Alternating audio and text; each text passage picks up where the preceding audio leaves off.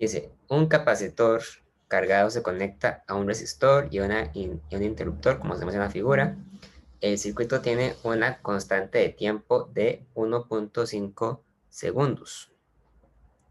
Poco después de que se cierra el interruptor, la carga en el capacitor es del 75% de su carga inicial. Encuentre el intervalo de tiempo necesario para que el capacitor llegue a ese nivel de carga. Si R es igual a 250 kilo ohms, ¿cuál es el valor de C? Entonces, en este problema lo que tenemos es un circuito con un capacitor, una resistencia y un interruptor. Generalmente, cuando el circuito no tiene una batería, decimos que es un circuito donde el capacitor se descarga, ¿verdad? Porque es un circuito donde el capacitor manda la carga eléctrica a que sea disipada, o sea, la manda de manera tal que la energía se disipa en el resistor. No saca energía de ningún lado porque no hay ninguna batería. Entonces, cuando es un circuito de descarga, la carga eléctrica del capacitor se puede modelar con la siguiente ecuación, ¿verdad? Eso lo hemos visto hace un tiempo. Es igual a la carga inicial por una exponencial elevado a la menos el tiempo entre la constante de tiempo. Aquí realmente no importa de qué forma es que yo mido la constante de tiempo. Yo sé que la constante de tiempo, tau, es igual a la resistencia del resistor por la capacitancia. Pero a mí me dicen que la constante de tiempo, en este caso, es de 1.50 segundos. O sea, cuando yo multiplico resistencia que está en ohms por capacitancia que está en farads, me da segundos. Y dice, entonces, ¿cuánto tiempo hay que esperar para que la carga en el capacitor sea igual al 75% de la carga inicial?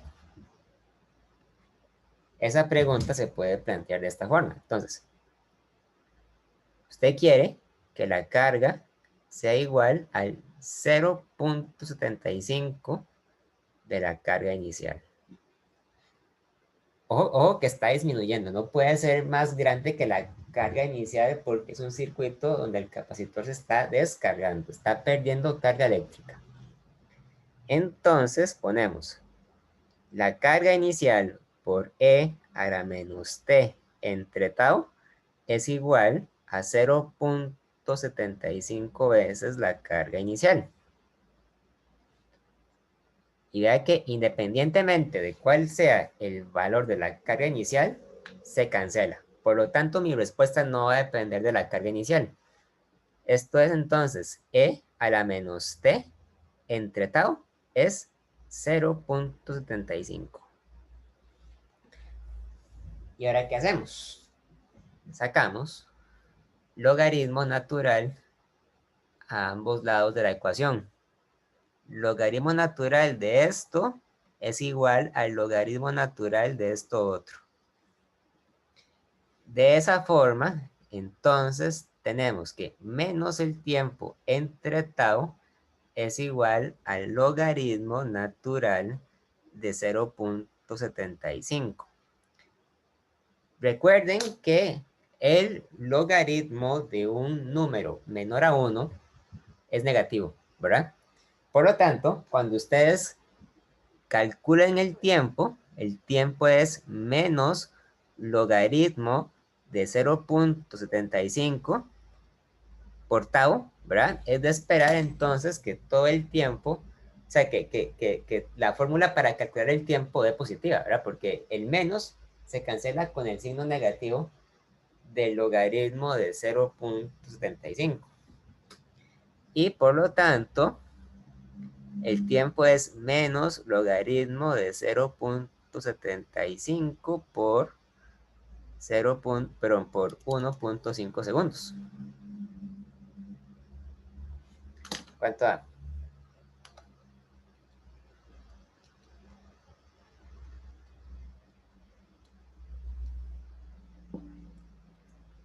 Da 0.43 segundos. O sea, si la constante de tiempo era de 1.5 segundos, hay que esperarse 0.43 segundos para que el capacitor haya llegado al 75% de su carga inicial. O sea, para que haya perdido el 25% de la carga inicial, ¿verdad?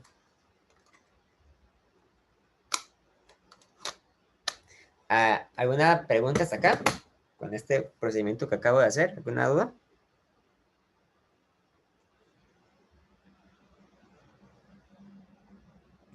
Profe, ¿podría repetir la propiedad de logaritmos que usó ahí? Vea, yo tengo esta ecuación. Tengo que e a la menos t entre tau es 0.75. Entonces, ¿qué hago? Saco logaritmo natural a ambos lados. ¿Por qué natural? Porque estamos trabajando con el número neperiano, ¿verdad? Entonces, usted utiliza la propiedad de que el logaritmo de x a la a es a por logaritmo de x, ¿verdad? Entonces, esto se convierte en menos t entre tau por el logaritmo de e. El logaritmo de e es 1. Entonces, menos t entre tau es logaritmo natural de 0.75. Eso es. Entonces, el tiempo es menos logaritmo natural de 0.75 por tau. Eso fue lo que hice. Ah, ok, gracias, profe. ¿Ok? Luego dice, en la pregunta B, si R es igual a 250 kiloohms, ¿cuánto vale la capacitancia C? Bueno, eso fue lo que yo le estaba diciendo hace un momento, ¿verdad? La constante de tiempo en un circuito RC, donde solamente hay un capacitor y un resistor, es igual a la resistencia por la capacitancia. Entonces quiere decir que la capacitancia es igual a tau entre la resistencia.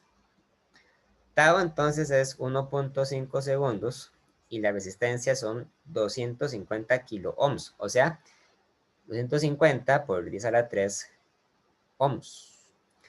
Y eso nos va a dar la capacitancia en farads.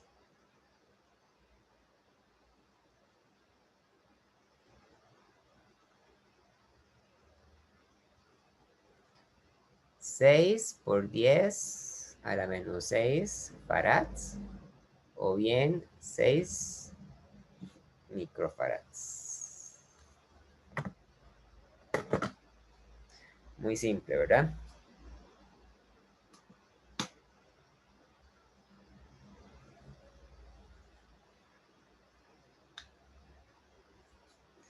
¿Alguna duda, alguna pregunta?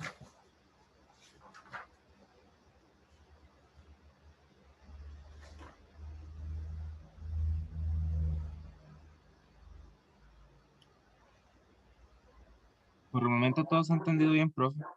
Ok, vamos a buscar otro problema entonces. Vamos a ver cuál hacemos.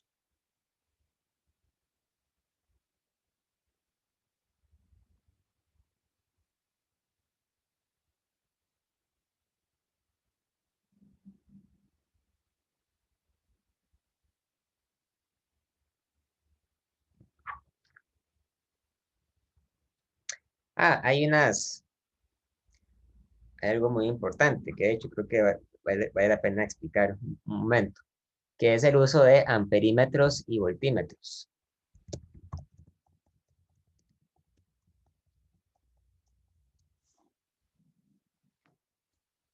Un amperímetro es un dispositivo que mide la corriente eléctrica. Y el voltímetro es un dispositivo que mide una diferencia de potencial. Un amperímetro se ve en un diagrama como un círculo con una, ¿verdad? Eso representa un amperímetro y un voltímetro se ve como un círculo con una V. En los laboratorios de física y de circuitos es bastante usual encontrarse con amperímetros y voltímetros o bien encontrarse con un aparato que se llama el multímetro, que se puede usar para medir corrientes y potenciales dependiendo de cómo se calibre. El punto es que los amperímetros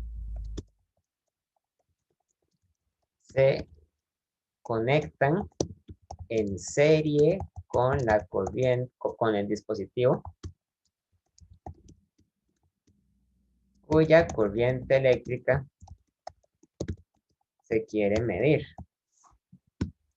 Por ejemplo, digamos que yo tengo un circuito eléctrico donde hay una batería y una resistencia, ¿verdad? Y yo quiero medir la corriente en esa resistencia.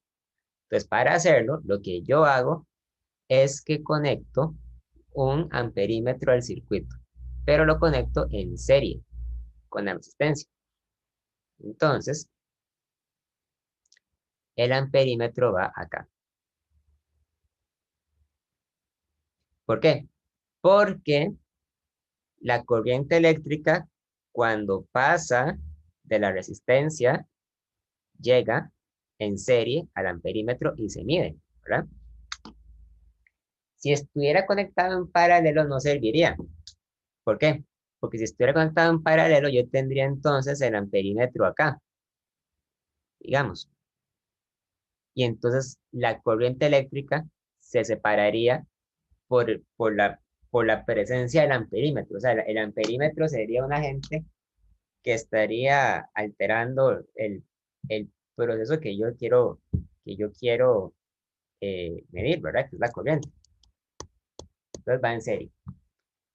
Pero para que el amperímetro no afecte la medición, o sea, o al menos la afecte en la menor medida posible, decimos que la resistencia interna del amperímetro debe ser lo más pequeña posible. ¿Por qué?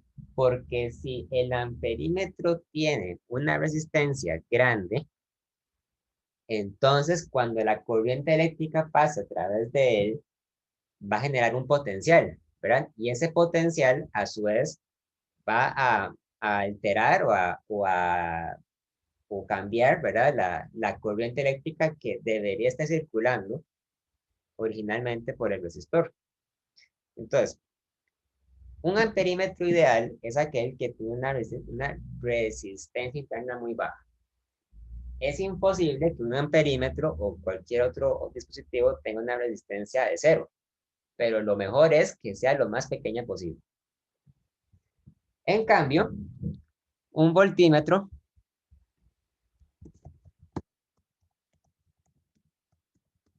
se conecta siempre en paralelo con el dispositivo cuyo potencial se quiere medir. Ustedes pueden tener un circuito eléctrico donde hay una batería y una resistencia, digamos, y quieren medir el potencial de la resistencia, potencial del tabú, ¿verdad? Entonces, ¿cómo hacen? Conectan el voltímetro en paralelo. Si estuviera conectado en serie, no sirve. Porque si estuviera conectado en serie, los cables que se conectan al voltímetro no estarían conectados al mismo tiempo sobre los terminales de la resistencia. Entonces, para que funcione, tiene que estar en paralelo con el potencial que se quiere medir. Y otra cosa importante es que la resistencia interna del voltímetro tiene que ser lo más grande posible. Vamos a ver, ¿alguien me puede decir por qué tiene que ser grande y no pequeño? ¿Qué es lo que sucedería si fuera pequeño? ¿Qué podría pasar?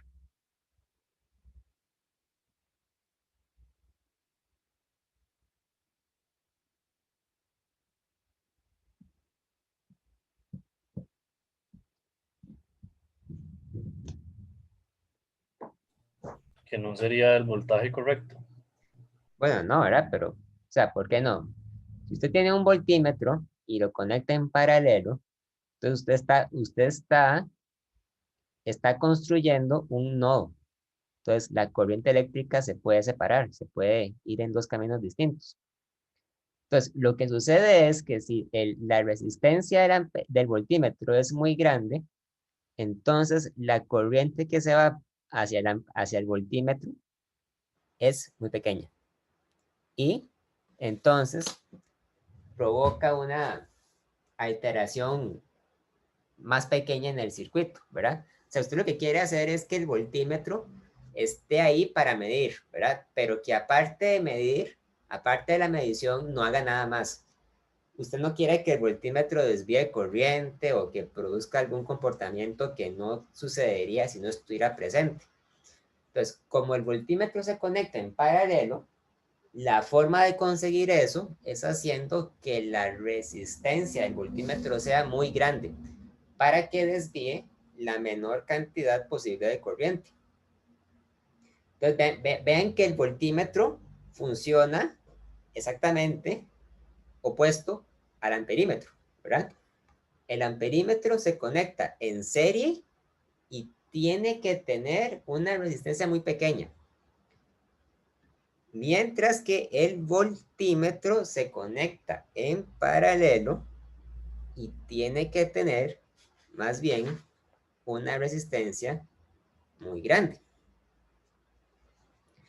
Vamos a ver un ejemplo con voltímetros y amperímetros.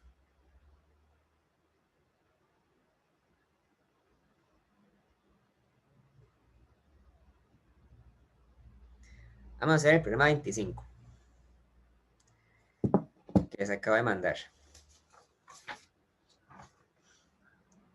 Dice, ¿cuáles son las lecturas esperadas del amperímetro ideal y del voltímetro ideal en la figura en la figura 28.25?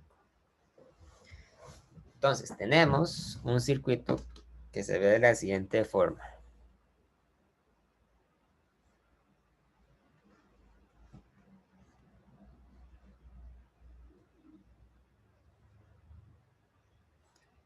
Hay una resistencia, hay una resistencia acá,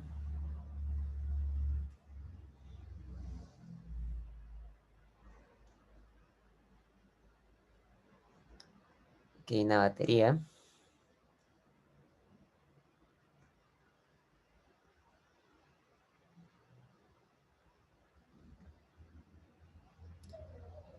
aquí hay una resistencia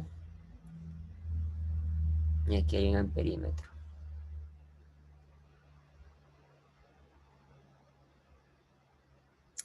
Ah, mira, ahí me faltó una parte. Y aquí hay otra resistencia.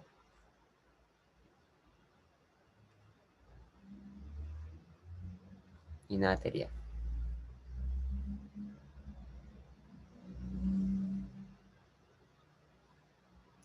Y aquí hay un voltímetro.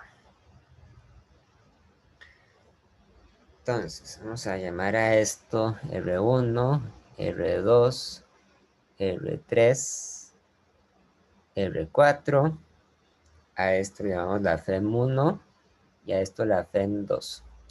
Entonces, R1 es igual a 6 ohms, R2 es igual a 10 ohms, R3 es igual a 5 ohms, R4 son 6 ohms, la FEM1 son 6 volts y la FEM2 son 4.5 volts.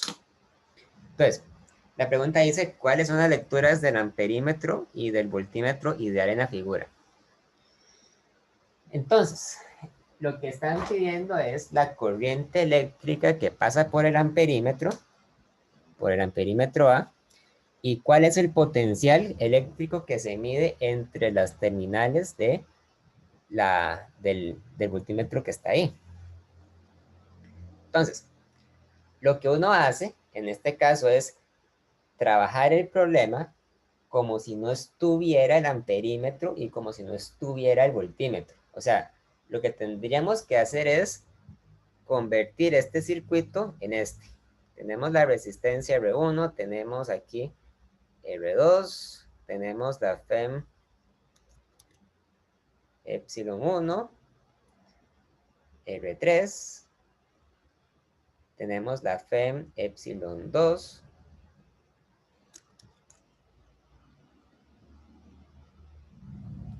y tenemos aquí la resistencia R4. ¿Ok? Pero entonces, en lugar de poner el amperímetro, pongo un cable, nada más. O sea, es como si hubiera un circuito normal.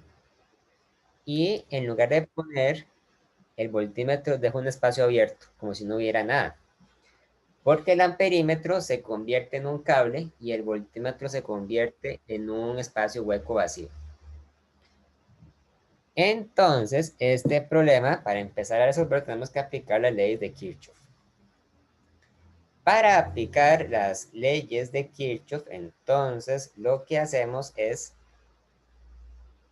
inventarnos, porque eso es la palabra correcta, o sea, es sacarse de la manga prácticamente una corriente. Vamos a poner aquí la corriente I1. Aquí la corriente I2. Aquí la corriente I3. Y aquí abajo la corriente I4. Entonces, lo que haremos va a ser utilizar las leyes de Kirchhoff para encontrar el valor de las corrientes I1, I2, I3 e I4. Y vamos a utilizar también la ley de mallas. Entonces tenemos que definir cuáles son las mallas. Voy a definir esta como la malla 1. Esta va a ser la malla 2. Y esta va a ser la malla 3. Entonces,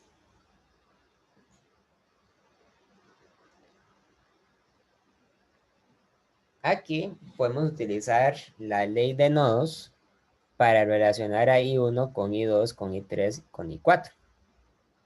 Sin embargo, se puede hacer algo todavía más sencillo. Quizá para llegar más rápido al valor de las corrientes. Hagamos lo siguiente. ¿Se acuerdan que la semana pasada habíamos visto un problema donde primero hacíamos resistencia equivalente y después usábamos Kirchhoff? Hagamos esto acá. Vean que en este circuito tenemos los siguientes nodos. Tenemos un nodo acá, nodo N1. Tenemos aquí otro nodo, el nodo N2.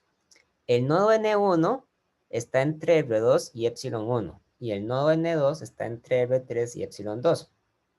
Ahora, todo este pedazo de cable que está acá constituye un nodo. Llamémoslo el nodo N3. Y todo este pedazo de cable que está acá constituye otro nodo. Llamémoslo el nodo N4. Entonces, la idea de utilizar nodos es para simplificar o para justificar cuando decimos que dos resistencias están conectadas en paralelo o en serie. Entonces, a partir de esta información, yo puedo determinar que R1 y R4 están conectadas en paralelo porque están entre los nodos N3 y N4. R2 y R3 no están en paralelo, Porque R2 está entre el nodo N4 y el nodo N1, mientras que R3 está entre el nodo N4 y N2.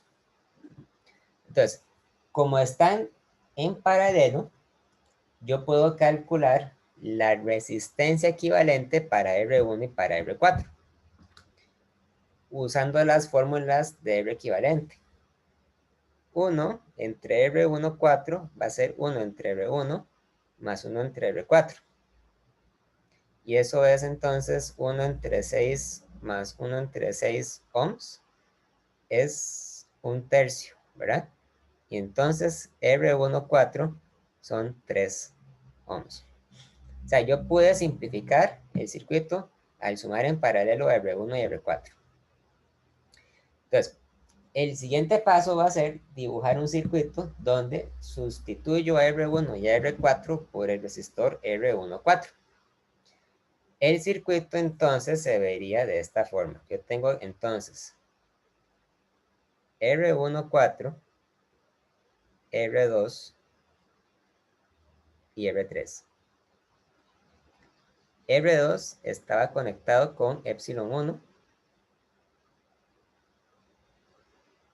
y R3 está conectado con epsilon 2.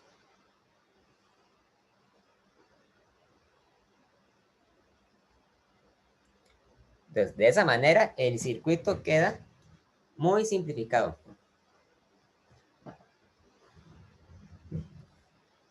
Porque ahora, en lugar de tener 4 resistencias, tenemos 3, y en lugar de tener 3 mallas, tenemos solo 2 mallas. Lo cual, ¿verdad? Como hemos visto, ayuda porque reduce el riesgo de que cometamos algún error algebraico accidental, ¿verdad? Después. ¿Ok? Claro, recordemos que R14 realmente no existe. O sea, es una resistencia que inventamos artificialmente para simplificar los cálculos, pero realmente no está ahí. Entonces, ahora sí, este circuito ya no se puede simplificar más, porque ninguna resistencia está en serie o en paralelo con otra. Y además que tenemos dos baterías. Y las baterías no es posible, digamos, separarlas de las resistencias. Entonces, ahora sí, aplicamos Kirchhoff. Tomamos la corriente I 1,4, la corriente I2 y la corriente I3. Y vamos a definir las mallas. Esta va a ser la malla 1 y esta va a ser la malla 2. Entonces, en primer lugar, aplicamos la ley de nodos. La ley de nodos es la más sencilla porque es la que nos dice cuál es la relación de las corrientes cuando consideramos igualar las corrientes que entran con las corrientes que salen por un nodo. La ley de nodos en este caso nos dice que la corriente I14 es igual a la corriente I2 más la corriente I3. Entonces ahí está. Luego aplico la ley de mallas para la malla 1. La malla 1 involucra a R14, a epsilon 1 y a R2. Empecemos por epsilon 1. Entonces, el potencial, la suma de potenciales es, primero, epsilon 1. Entonces, vean que aquí la malla va para la izquierda y el polo positivo está del lado izquierdo. Eso quiere decir que la malla sale por el polo positivo, lo cual implica que el potencial de la batería se toma positivo. Ponemos más epsilon 1. Luego vamos por R2. En el caso de R2, la malla sigue yendo hacia la izquierda, pero la corriente va para la derecha. Entonces, como son opuestas, la convención de signo nos dice que el potencial de R2 se toma positivo. Entonces sería más I2 por R2. Llegamos por último a R14. En el caso de R14, la malla va para la derecha y la corriente va para la izquierda. Como son opuestos, se toma entonces el potencial positivo. Entonces sería más I14 por R14 igual a 0, porque se cierra la malla. Luego, aplico lo mismo para la malla 2. Empecemos por el potencial de la FEM epsilon 2. Cuando vamos por la batería de Fm epsilon 2, la malla va para la izquierda y el polo positivo de epsilon 2 está del lado izquierdo. Entonces, quiere decir que la malla sale por el polo positivo. Entonces, sería sumatoria de potenciales. Empezamos con más epsilon 2. Llegamos a R3. La malla va para la izquierda, pero la corriente I3 va para la derecha. Entonces, el potencial, si es positivo, sería más I3 R3. Llegamos a R2. Al llegar a R2, la malla va para la derecha y la corriente I2 también va para la derecha. Son paralelas, se avanza en la misma dirección y por lo tanto se toma el potencial como negativo. Entonces vamos a poner menos I2 por R2. Y por último llegamos a la FEM epsilon 1. La malla va para la derecha, pero el polo positivo está al lado izquierdo. Entonces, eso quiere decir que en este caso la malla más bien entra por el polo positivo, lo cual nos obliga a poner el signo de la FEM como negativo, menos epsilon 1 e igual a 0. Ahora sí, tenemos tres ecuaciones para encontrar el valor de tres variables. Tenemos que ver de qué forma lo simplificamos, ¿verdad? Por ejemplo, algo que podríamos hacer es dejarlo todo en términos de I2. La ecuación de la malla 1 dice, por ejemplo, que I14 debe ser igual a menos epsilon 1 menos I2 R2 entre R14. Mientras que la ecuación de la malla 2 dice que la corriente I3 es igual a I2 por R2 más epsilon 1 menos epsilon 2 entre R3. Y entonces, al sustituir en la ley de nodos, que dice que la corriente I14 es igual a I2 más I3, hacemos este cambio. Ponemos esto en lugar de esto y ponemos esto en lugar de esto. Entonces sería menos epsilon 1 menos I2 R2 entre R14 es igual a I2 más I2 R2 más epsilon 1 menos epsilon 2 entre R3. Acá esto no va, todo bajo la raíz, bajo la fracción ahí. ¿Ok? Esto es I14 y esto es I3, ¿verdad? Pero al hacer eso, entonces me quedo con una ecuación que depende únicamente de una variable, la corriente I2. Entonces lo que hago es dejar todos los términos que dependen de I2 del mismo lado y los que no dependen de I2 del otro lado. Puedo poner entonces epsilon 1 menos epsilon 1 entre R14 menos epsilon 1 entre R3 más epsilon 2 entre R3 es igual a I2 por R2 entre R14 más 1 más R2 entre R3. Y al hacer eso puedo entonces despejar I2. Vamos a ver que no esté cometiendo ningún error. Pareciera que no, ¿verdad? Entonces I2 sería, vamos a ver, menos epsilon 1 entre R14 menos epsilon 1 entre R3 más epsilon 2 entre R3 dividido entre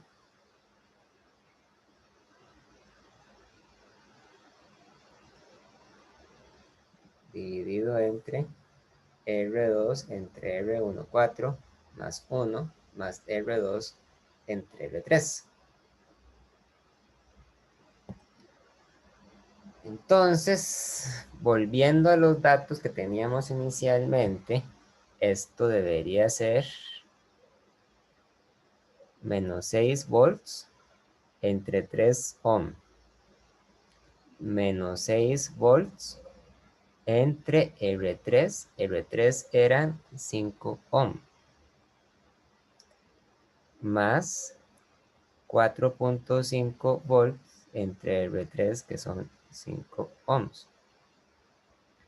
Luego, R2 eran 10 ohm entre 3 ohm más 1 más 10 ohm entre 5 ohm.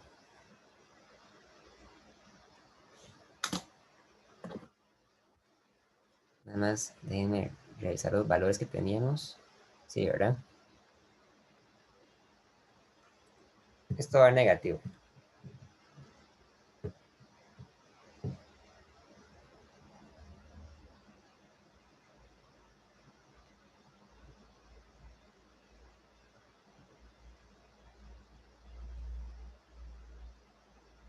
Profe, perdón, ¿de dónde salió el más 1 que está en el denominador? De acá, este. Aquí está, el 1. Ah, ok, gracias.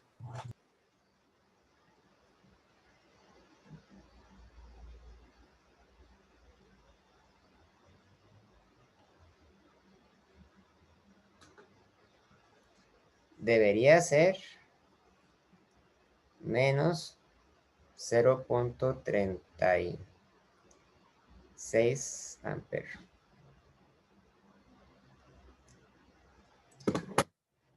Esa es tal vez la parte más complicada del cálculo, menos 0.36 amperes. Ahora sí, podemos calcular rápidamente cuánto es I14 y cuánto es I3. Por ejemplo, I14 es menos epsilon 1 menos I2 por R2 entre R14. Menos 6 volts menos 0.36 amperes por 10 ohm entre 3 ohm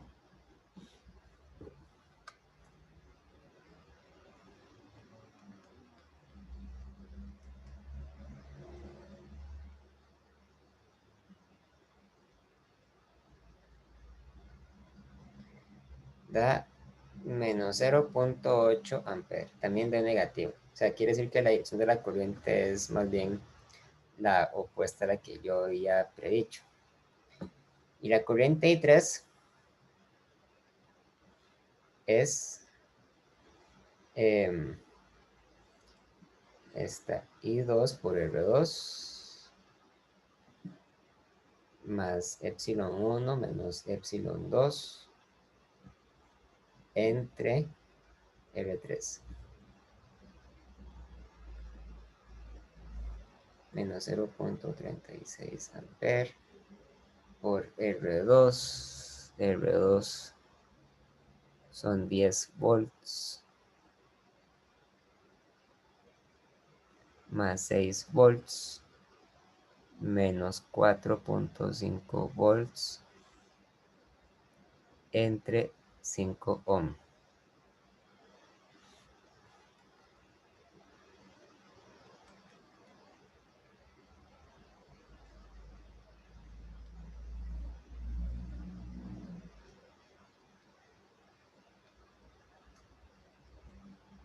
También da negativo, menos 0.42 amperes.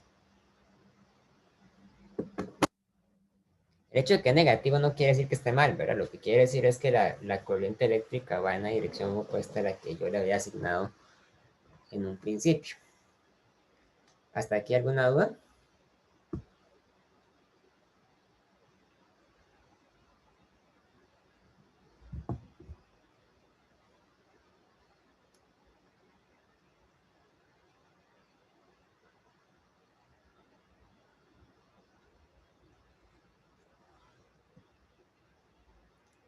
Entonces ahí tenemos las corrientes que van por cada uno de estos resistores.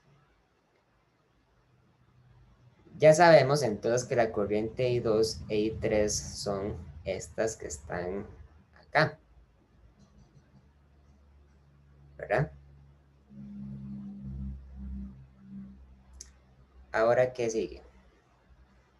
Bueno, queremos encontrar las corrientes que hay en el circuito original. Entonces vamos a hacer un dibujo del circuito simplificado con R14, R2, epsilon 1, R3 y epsilon 2.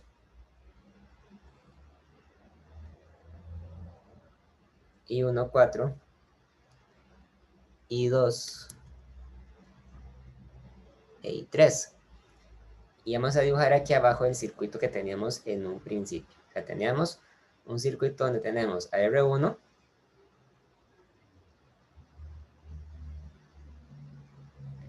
R2, epsilon 1,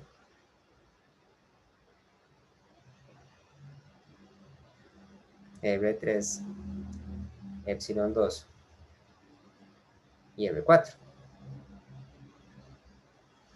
Entonces, R1 y R4 están en paralelo. Cuando están en paralelo, podemos decir que comparten la misma diferencia de potencial que la resistencia equivalente. Comparten la misma diferencia de potencial que R14. Entonces, el potencial de R14 es I14 por R14. La magnitud, ¿verdad? Pongamos solamente la magnitud.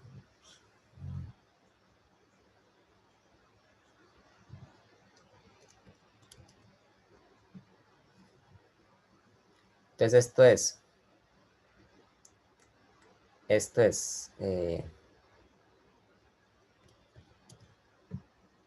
0.36 amperes por R14, que son 3 ohms, y eso da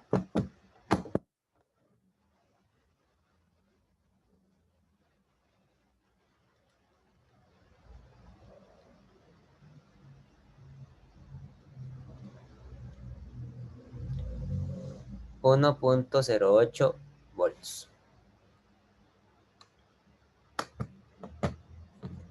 Y eso me va a dar también las corrientes de R1 y R4.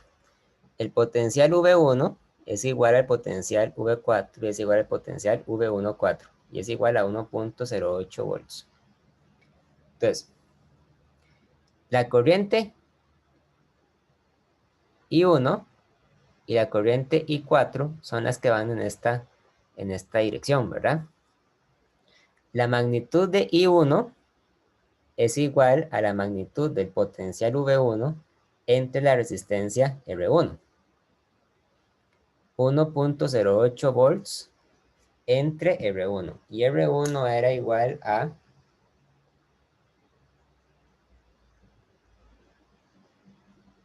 6 ohms.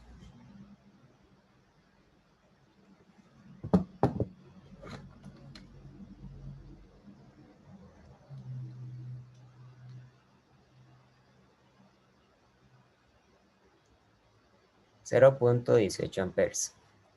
Y la magnitud de la corriente I4 es el potencial V4 entre R4 es 1.08 volts entre 6 ohms es también 0.18 amperes.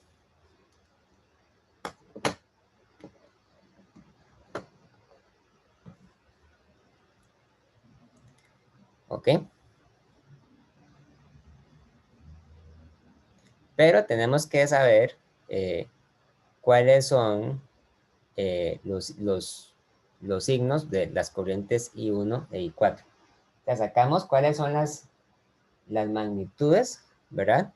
Pero no las direcciones. Podría ser que la corriente I1 y la corriente I4 circulen en la misma dirección que yo les puse acá, pero también podría ser que circulen para el lado opuesto. ¿Cómo se puede determinar? Bueno, ustedes lo pueden chequear aplicando ahora sí la ley de Kirchhoff para este circuito. Ya sabemos, por ejemplo, que la corriente I2 era menos 0.36 amperes. Ay, no, mentira. I14 era 0.8. Ah, aquí está mal, 0.8. Me equivoqué, perdón.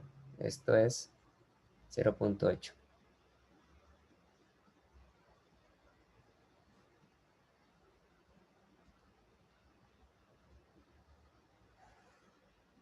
Entonces esto da 0.8 por 3, 2.4.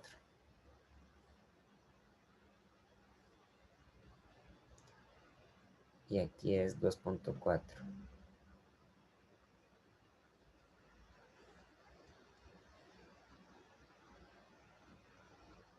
Ahora sí, 2.4 entre 6 es 0.4 amperes y 0.4 amperes. Ok. Ok, entonces sabemos que la corriente I12 es menos 0.36 e I3 es menos 0.42.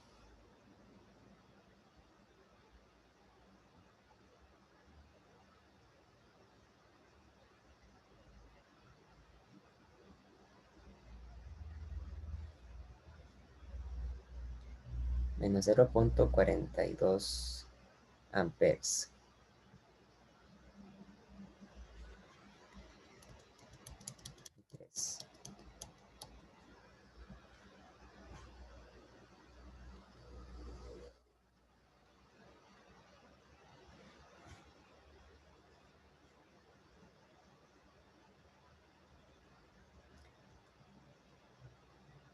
Entonces, podemos agarrar, por ejemplo, la malla 1, esta malla, y aplicarle Kirchhoff, solo para asegurarme de la magnitud de la corriente. Para la malla 1 tendríamos epsilon 1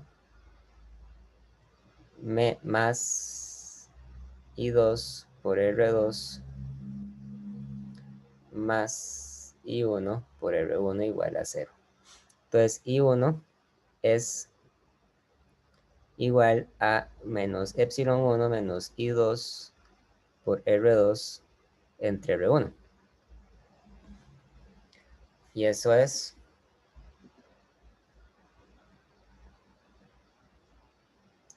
vamos a ver,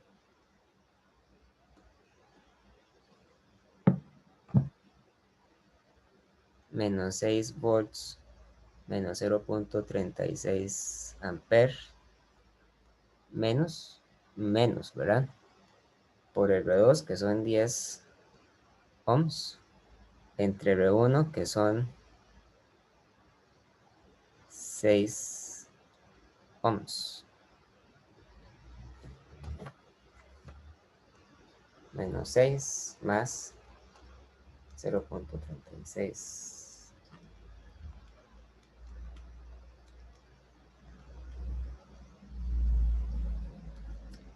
Menos 0.4, ¿ok? Entonces es negativo.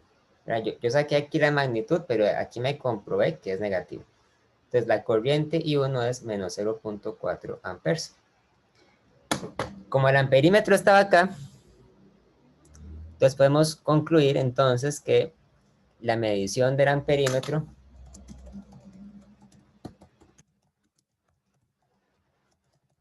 son 0.4 amperes hacia la derecha, ¿verdad? O menos 0.4 amperes hacia la izquierda.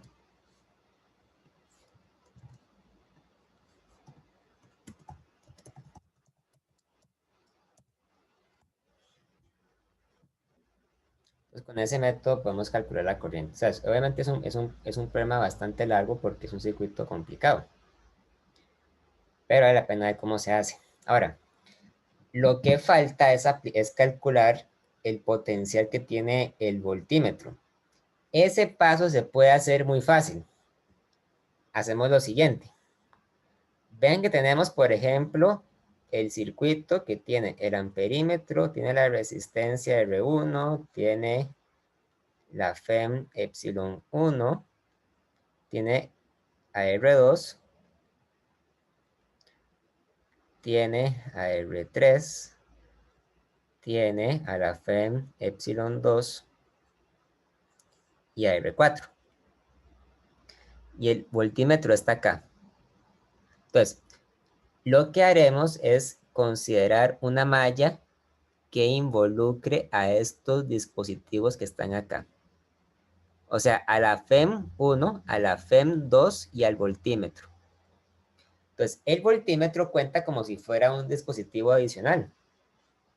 Entonces, al hacer sumatoria de potenciales, tenemos primero la FEM 1. La malla entra por el polo positivo de la FEM 1, así que se incluye como si fuera negativa. Sería menos epsilon 1. Luego vamos por acá, llegamos a la FEM 2. La malla entra por el polo negativo de la malla 2, entonces el potencial va negativo, va positivo, va más epsilon 2. Y por último llegamos al voltímetro. Para esta parte pondremos únicamente más el potencial del voltímetro igual a 0. Como en ningún momento yo estoy preocupado, digamos, por determinar cuál es el polo positivo y cuál es el negativo del voltímetro, simplemente pondré el voltímetro positivo para no enredarme con la convención de signos. Si al final me doy cuenta de que esta respuesta es negativo, simplemente puedo cambiarle el signo y ya no hay ningún problema. Por lo tanto, el potencial del voltímetro es epsilon 1 menos epsilon 2. O sea, es 6 volts menos 4.5 volts, es 1.5 volts. Entonces, la respuesta es que el voltímetro lee 1.5 volts. Ahora, esta respuesta a la que acabamos de llegar es muy sencilla, es muy rápida. ¿Por qué? Porque ustedes pueden hacerlo a partir de esta malla que tiene solamente baterías. O sea, que no hay que considerar ninguna corriente. Pero tal vez sea bueno hacer el siguiente ejemplo solamente para practicar. ¿Qué pasaría si yo, en lugar de hacer esta malla, decido utilizar esta malla del lado izquierdo? Digamos que yo voy a aplicar en la malla derecha y voy a ver cuál es el potencial del voltímetro con la malla derecha, la malla roja, malla izquierda, perdón, la malla roja. Entonces, sabemos que por aquí va la corriente I2 y por aquí va la corriente I3.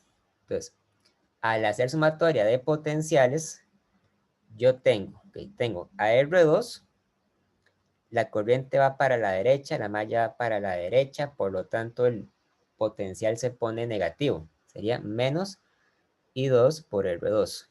Llegamos a donde está el voltímetro, entonces pongo más el potencial del voltímetro. Llegamos a R3, la malla va para la izquierda, pero la corriente I3 va para la derecha, entonces la convención de signos dice que el potencial tiene que ir positivo. Entonces ponemos más I3 por R3 igual a 0. Eso quiere decir que el potencial del voltímetro tiene que ser I2 por R2 menos I3 por R3. Ok, I2 hayamos encontrado que era igual a menos 0.36 amperes. Entonces pongo menos 0.36 amperes por R2. R2 son 10 ohms. Menos I3. I3 es menos 0.42 amperes.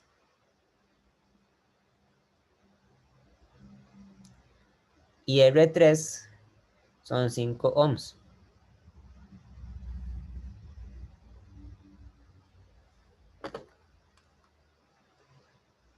Así que eso da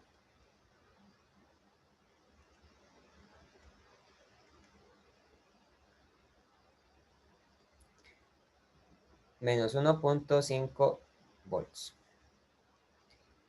Es la misma respuesta que acá, pero solamente que con signo negativo. ¿Por qué? Porque en la malla roja, en la malla de la izquierda, el potencial del voltímetro se lee al revés que en la malla amarilla o la malla de la derecha. En la malla amarilla, el potencial se lee hacia arriba, mientras que en la malla roja se lee hacia abajo. Pero digamos que la gracia de ver esto es comprobar que independientemente de cuál sea la malla que yo desee utilizar para medir el potencial, tiene que ser el mismo, ¿verdad? Lo que pueden variar son los signos, pero los signos varían dependiendo de cuál es la dirección que yo decido emplear para hacer la sumatoria de potenciales. Entonces, en cualquier caso, ustedes pueden decir que la magnitud de la medición del voltímetro fue de 1.5 volts.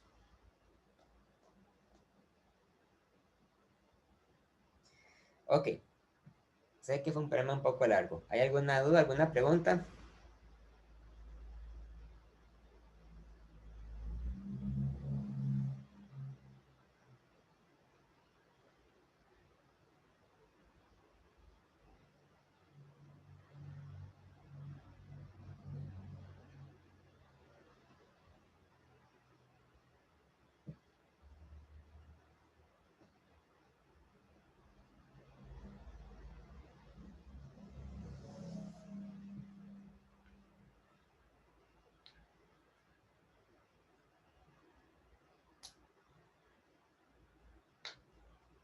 Bueno, si no hay más dudas, entonces creo que podríamos dejar la clase hasta acá. Y si quieren, mañana podemos ver con sus preguntas en hora de consulta. O si no, pues que tenemos clase en la tarde también. Gracias por la clase, profe. Bueno, gracias. Gracias, profe. Gracias. Muchas gracias, profe. Hasta luego. Hasta luego, gracias.